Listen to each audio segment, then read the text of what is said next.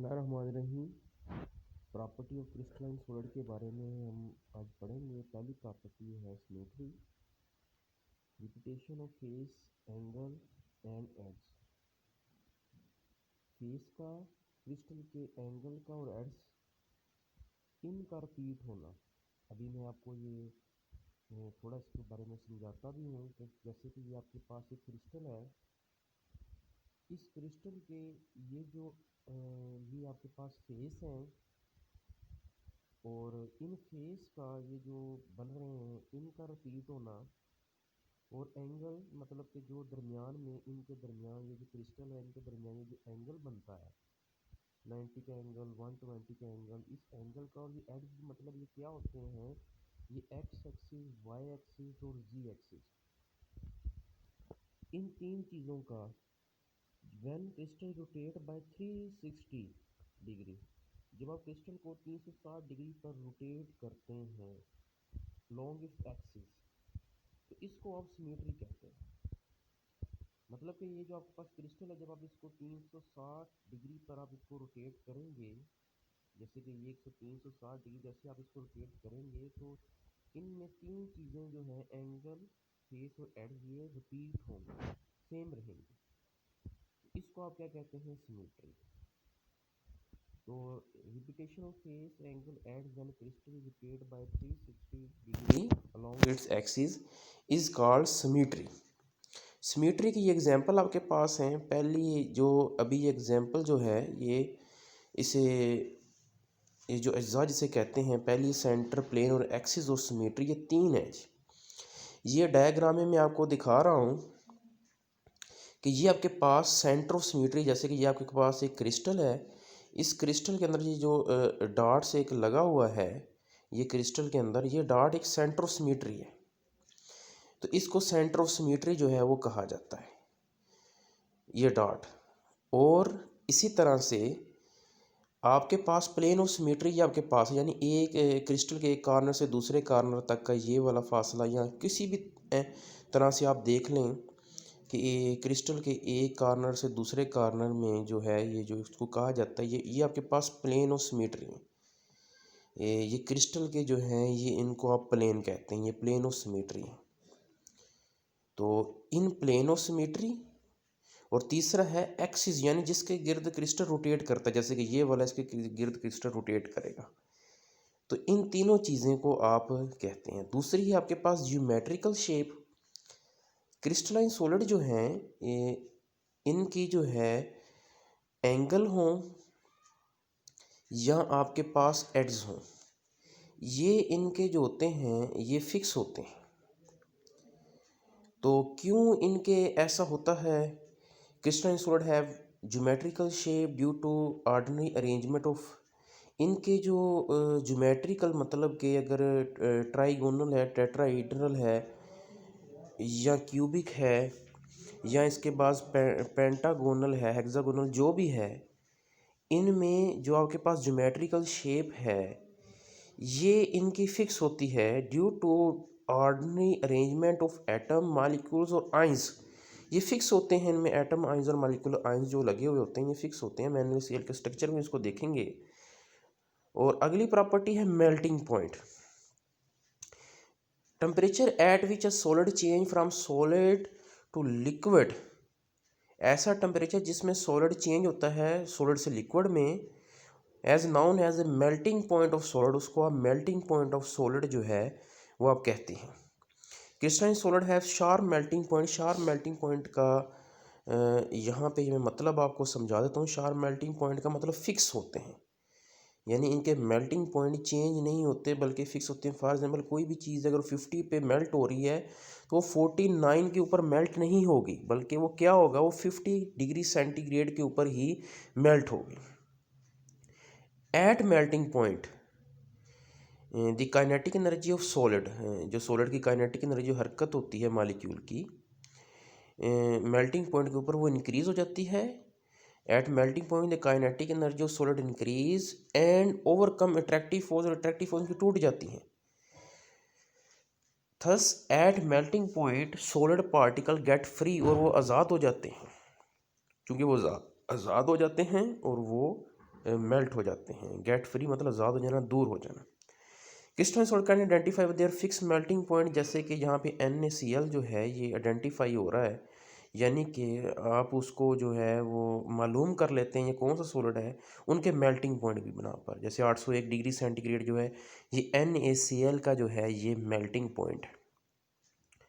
अगली property cleavage plane के हवाले से अभी हम बात करते हैं। क्लीवेज मतलब कि किसी चीज़ को तोड़ना या टूटने को कहते हैं। जैसे कि यहाँ पे आप डायग्राम देख रहे हैं कि क्रिस्टलाइन सॉलिड जो होते हैं ये क्लीवेज हो रहा है, ये एक ख़ास डायरेक्शन के अंदर हो रहा है। ये आप देख रहे हैं ख़ास डायरेक्शन के अंदर, इस डायरेक्शन में ये नहीं होगा, यानी एक डायरेक्शन में ये हो रहा है, एक में नहीं हो रहा। तो इनके ख़ास डायरेक्शन होती हैं, ये जो मैं आपको दिखा रहा हूँ, ये जो डायरेक्शंस हैं इनमें जो है ये आप डायग्राम में भी देख सकते हैं अगर आपको नज़र आ रहा हो। तो ये ख़ास डायरेक्शन के अंदर ये टूटते हैं। Cleavage mean to break bigger crystal into smaller by applying pressure. अब प्रेशर को अप्लाई करके बड़ों को छोटे के अंदर जो है क्लीवेज कर देना, तोड़ देना। Crystalline solid break from particular plane और कार्ड, जिस प्लेन के अंदर ये टूटते हैं इनको ब्रेक होते हैं, आप उनको क्लीवेज प्लेन जो है वो कहते हैं, जो प्लेन आप यूज़। तो मीन्स कि ये जैसे कि ये मैं भी बता रहा हूँ कि ये means the crystal can be broken down in one direction, एक डायरेक्शन के अंदर जो है ये टूटते हैं। ये आप देखें एक डायरेक्शन के अंदर टूट रहे हैं। Can not be broken down from other direction, किसी दूसरी डायरेक्शन में ये नहीं टूटेंगे, एक ख़ास डायरेक्शन के अंदर टूटेंगे। जैसे कि example mica crystal indefinite layer of silica sheet है। ये इनमें मैका में बहुत सी सिलिका शीट होती हैं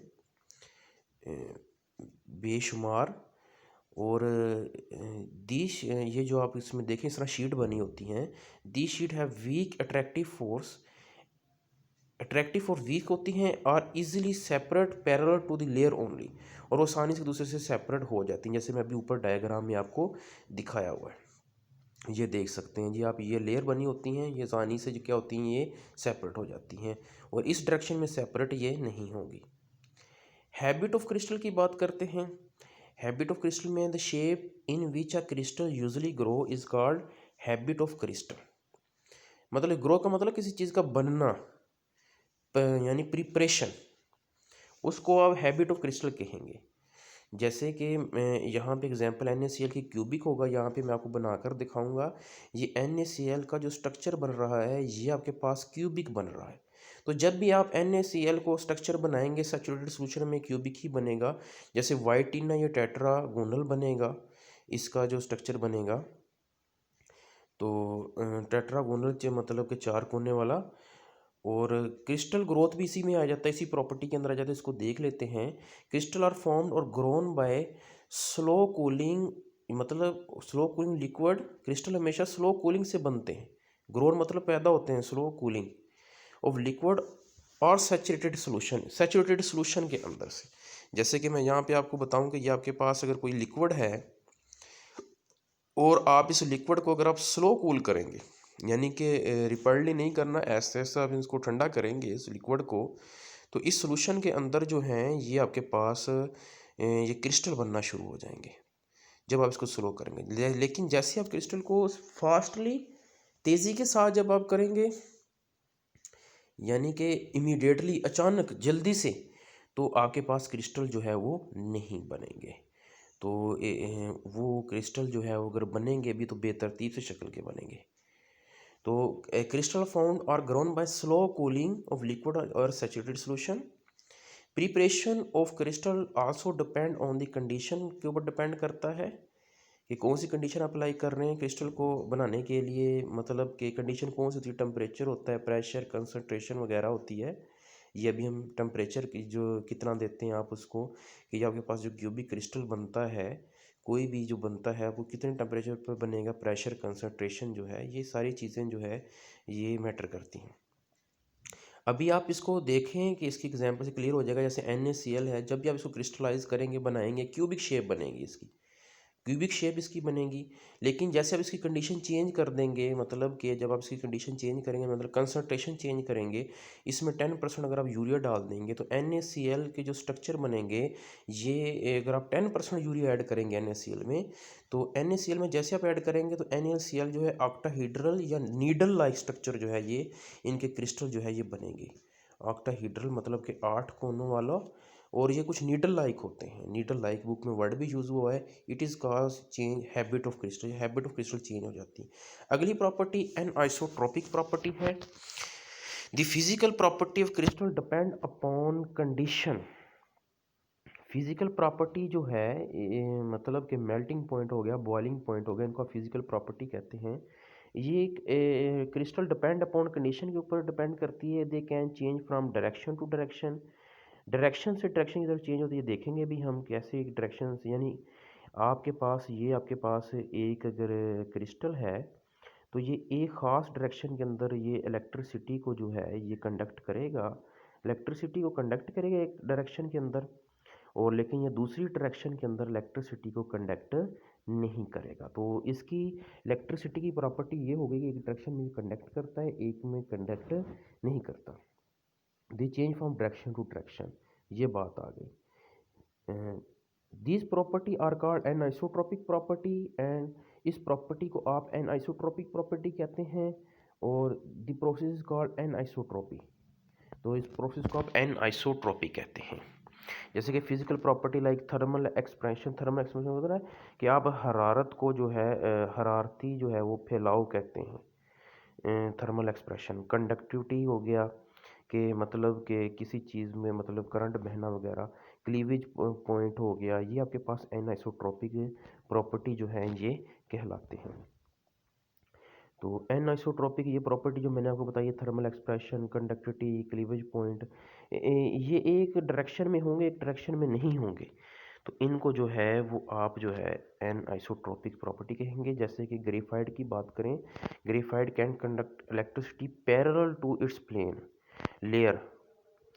अगर आपके पास ये आपके पास कार्बन ग्रेफाइट के अंदर मिले हुए हैं पैरेलल लेयर के अंदर, ये मैं बना रहा हूँ, हम देख रहे हैं, तो ये एक ख़ास डायरेक्शन के अंदर पैरेलल के अंदर तो ये इलेक्ट्रिसिटी को कंडक्ट कर लेंगे बड़ी आसानी से, लेकिन एंटी पैरेलल ये इसको कंडक्ट जो है वो नहीं करेंगे। कंडक्ट इलेक्ट्रिसिटी पैरेलल टू जो है its plane of layer, but अब पैरेलल के अंदर तो ये कर लेंगे, पैरेलल लेयर के अंदर ये आसानी के साथ कर लेंगे, लेकिन एंटी पैरेलल ये आपके पास जो देख रहे हैं ये एक खास डायरेक्शन के अंदर जो है, but is poor conductor perpendicular to layer, लेकिन परपेंडिकुलरली ये कंडक्ट नहीं। यहाँ पे ये कंडक्ट जो है ये आप देख लेंगे कि यहाँ पे 90 डिग्री का इसको आप परपेंडिकुलर कहेंगे, और यहाँ पे ये कंडक्ट नहीं करेंगे।